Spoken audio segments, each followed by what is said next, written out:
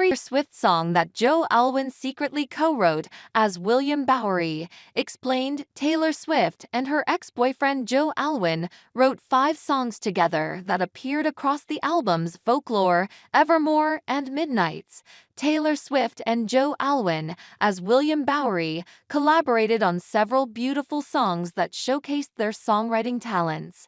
The mystery of William Bowery in Taylor Swift songs was revealed to be Joe Alwyn, marking the couple's secret musical partnership. Tracks like Exile, Betty, and Champagne Problems hint at themes related to Swift and Alwyn's real-life relationship and eventual breakup. The songwriting partnership between Taylor Swift and her British ex-boyfriend Joe Alwyn, writing secretly under the name William Bowery, lent to several beautiful songs on 3 of Taylor's beloved albums. While Swift had previously been romantically linked to other notable celebrities, such as Harry Styles and Calvin Harris, the actor Alwyn stood as her longest relationship, and the pair were together for 6 years between 2017 and 2023. Together, the duo wrote 5 songs, often with Alwyn coming up with the piano melody, while Swift wrote the lyrics. Upon the release of Swift and Alwyn's first collaborations together on Folklore, the identity of William Bowery was a mystery, and listeners wildly speculated about who this unknown and intriguing songwriter could be. Swift revealed Alwyn as Bowery in her concert documentary Folklore, the Long Pond studio sessions, as the couple started writing songs while quarantining during the pandemic. Alwyn later explained the name came from his great-grandfather William Alwyn, via the Wall Street Journal, who was a music composer, and Bowery, New York, which was the neighborhood William spent time in when he first arrived in the United States.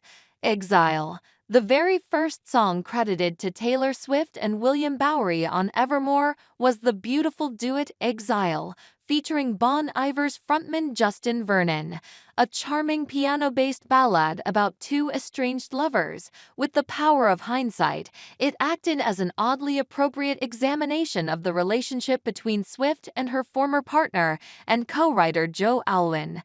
As the duo sang, "I think I've seen this film before, and I didn't like the ending," it acted as a sad foreshadowing of Swift and Alwyn's eventual breakup 3 years after its release. On Exile, Alwyn was responsible for the piano-based melody and Vernon's first verse, via Vulture, which Swift turned into a rough demo where she sang the male and female parts. A dialogue between 2 lovers discussing their old relationship, the call-and-response structure of Exile powerfully showcased Swift's ability to capture the essence of love and heartbreak, as 2 characters revealed the pain they felt and the difficulties of moving on. Exile was a raw, emotive, and vulnerable single whose concept about the challenge of getting past a broken relationship was particularly resonant. From it came to Swift and Alwyn. Betty, the second of Taylor Swift's Folklore collaborations with the man known as William Bowery, was also the second single from the album, called Betty, an Americana-inspired story about a fictitious couple named Betty and James. An enjoyable throwback to Swift's earlier, more country-focused music, Swift was inspired by Bob Dylan's early folk album, The Freewheelin' Bob Dylan, and his later record John Wesley Harding, via Vulture. Betty was connected to 2 other tracks on Folklore that tell the story a love triangle. The song Cardigan was from Betty's perspective, and August introduced a third unnamed love interest. In the concert film Folklore, The Long Pond studio sessions, Swift outlined how Bowery, her then-boyfriend Joe Alwyn under a pseudonym, contributed to the song after she overheard singing the chorus fully formed, and that's what inspired them to start collaborating while quarantining during the pandemic, via USA Today. "There's nothing else going on. Could we just try to see what it's like if we write this song together?" Swift recalled asking Alwyn. Together, the couple completed the song, and Betty would only be the beginning. Champagne Problems. With the release of Evermore in 2020, eagle-eyed listeners were quick to spot the return of the mysterious William Bowery on 3 tracks, with the first being Champagne Problems. a sentimental piano-based ballad about a girl turning down her lover's request for marriage because she's not ready. It's impossible not to imagine how this track related to Swift and Joe Alwyn's relationship, and how the bittersweet ending of the fictional couple's romance mimicked their real breakup 3 years later.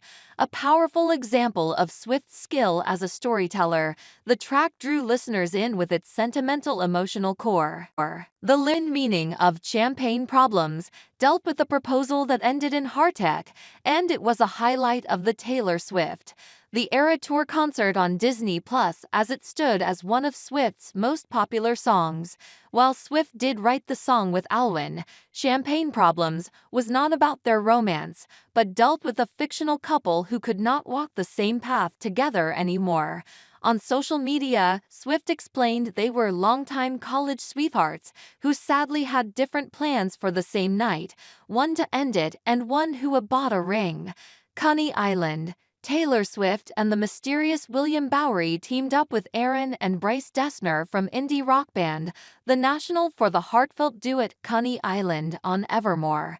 After hearing some instrumentals made by the Dessner brothers, Swift and Bowery, a pseudonym for her then-boyfriend Joe Alwyn, wrote the lyrics and recorded a demo via Rolling Stone.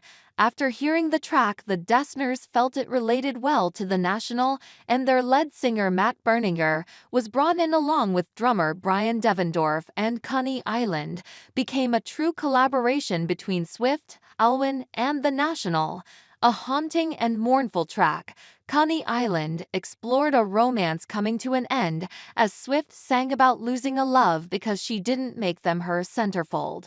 The theme of being unable to give oneself over entirely to a relationship appeared in songs throughout Swift's career, as the challenges of writing, recording, and touring have continually affected her ability to maintain a long-term romantic connection.